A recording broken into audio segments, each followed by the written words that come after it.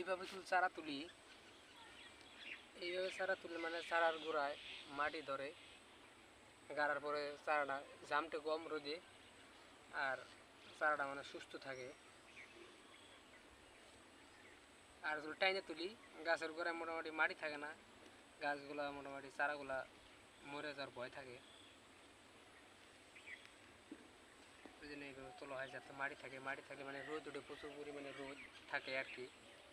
রোদ থাকলেই মোটামুটি চারাগুলো একবারে ঝামটে যায় আর অনেক চারা মানে মরে যায়। এভাবে যদি তুলি এরকম মাটি থাকলেই মোটামুটি হয়ে যাব, সমস্যা নাই।